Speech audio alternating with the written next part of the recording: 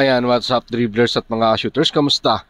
Kamusta po kayo? Marcio Lassiter naglaro kahit sugatan para makakatulong sa kanyang kupunan na San Miguel Beermen. Ano nga bang sinabi niya patungkol dyan? At inamin naman ni Coach Leo Austria ang kanilang struggle sa pagsisimula pa lang ng komperensyang ito. Yan ang ating mga pag-uusapan tatalakayin sa video ito matapos po ako maglambing sa inyo ng isang like, share, comment down below, and don't forget to subscribe and hit that notification bell button para lagi po tayong updated sa ating pong mga video. At lahat po ng ating shoutout ay nasa dulong bahagi lang po ng videong ito. Inakala ni Marcio Lassiter or marahil ang San Miguel Beermen fans na baka hindi na nga po matapos ni Marcio Lassiter ang gabi matapos nga po siyang aksidenteng tamaan sa ilong sa second quarter pa lang sa nasabi pong bakbakan. Dahil nagsimula pa lang si Marcio Lassiter uminit sa kanyang shooting, umiskor nga po si Lassiter ng 12 points sa kanyang kabuang 18 points sa third quarter ng nasabing bakbakan at nagsalpak ng 3 of 3 shooting mula po sa 3-point land para lumayo at ilayo ang kanyang kupunan na San Miguel Beermen at ipanalo yan laban sa Rain or Shine Elasto Painters 111-93. Isa nga pong mabilis na pangyayari ayon kay Marcio Lassiter, kaya agad naman po siyang dinala sa dugout para sa agarang treatment. Nangyari nga po yan sa second quarter, meron pang 6 na minuto at 59 second sa isang inbound play. Narito po mga sinabi ni Marcio Lassiter sa ulat ni Raventerado ng Spin. .ph, napakabilis ng pangyayari, nag-sub si coach, isa itong inbound play.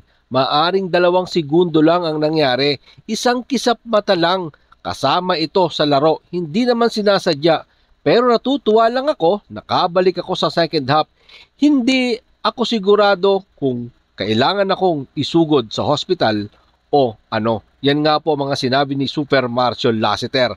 Sa nangyaring aksidente, pero dito mo makikita mga ka-shooters yung true-blooded warriors na Marcio Lassiter, regardless na may masakit sa kanyang ilong sa kagustuhan nga pong makatulong sa kanyang kupunan, inuna nga po talaga ni Marcio Lassiter na mas kumamada pa habang siya'y nasasaktan. Kasi unang panalo nila ngayong 50th season ng PBA, ayaw mabaon sa 0-3.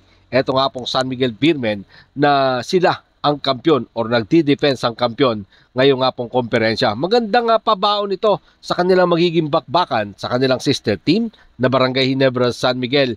Ngayon nga pong October 26, dyan po yung gagawin sa loob ng Coca-Cola Arena in Dubai. Swerte ng mga nasa Dubai na Pilipino. Sa lagay nga po ng team standing ngayon, isa lang ang tiyak dyan, isang umaatikabong bakbakan.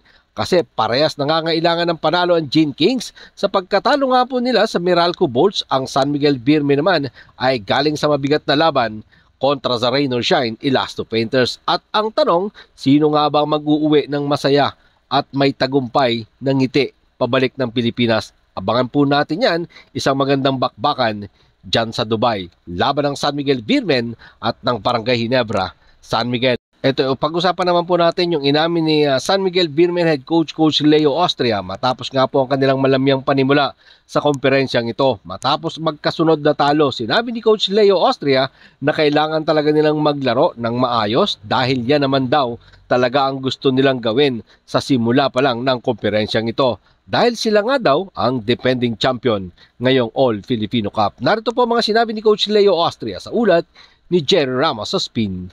.ph, ngayon, kailangan nating maglaro ng may sense of urgency. At makita mo naman mula sa mga players, they are all out at iyon ang gusto naming project sa simula pa lang ng torneyong ito. Yan nga po mga sinabi ni Coach Leo Austria.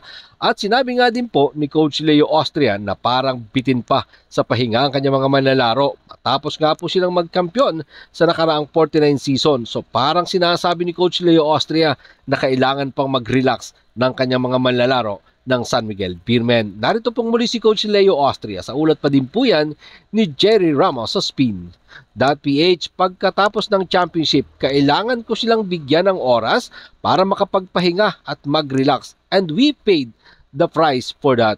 Struggling kami bago magsimula ang season at wala pa kami sa tamang forma, hindi tulad ng ibang teams dahil nakapagsimula sila ng maagang training 2 months bago ang tournament. Yan nga po mga sinabi ni Coach Leo Austria. Sa dalawang laro nila sa tune-up game, talo kaagad ang kanilang ikinamada dyan. Dalawang sunod naman na pagkatalo din ngayong 50th season ng PBA. Kaya naman ngayon, inaantay na lang nga po natin kung magtutuloy-tuloy na nga ba itong ratsyada ng defending All-Filipino Cup champion na San Miguel Beermen. Again, uulitin natin yung bakbakan ng San Miguel Beermen dyan sa Dubai. For sure, isang umaatikabong bakbakan ang ating masasaksihan. Napakaswerte ng mga Pilipinong kababayan po natin dyan sa Dubai dahil masasaksihan nila ang talaga namang napakainit na bakbakan ng Barangay Ginebra San Miguel at ng San Miguel Beermen. Ngayon, ang Barangay Ginebra San Miguel ay may 1-2 win-loss record. Karon din ang San Miguel Beermen, 1-2 win-loss record. So, kailangan umangat alinman sa isang kupunan na yan. Ang mananalo, mauuwing masaya at ang matatalo naman ay uuwing malungkot. Yan ang ating aabangan sa bakbakang yan. Maraming salamat po sa inyong panonood. Naman po ang inyong maging opinion. Diyan po natin yan pag-usapan sa comment section. Ingat and God bless everyone. Adjourn. Pero katulad po ng ating nakagawian, bago po natin tapusin ang ating video, shoutout po kina Ride the beat when you rock the mic. Put your foot on the gas and eat a red light. Ride the beat when you rock the mic. Put your foot on the gas, make a left, go right. Ride the beat when you rock the mic. Put your foot on the gas and eat a red light. Ride the beat when you rock the mic. Put your foot on the gas, make a left, go right. Ride the beat. Let me show you some things.